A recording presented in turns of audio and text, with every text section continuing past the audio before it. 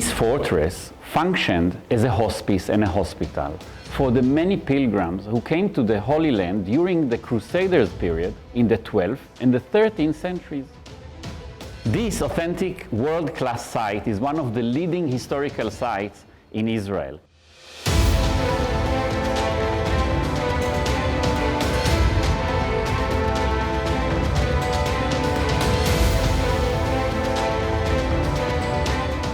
It was awarded World Heritage Site by UNESCO.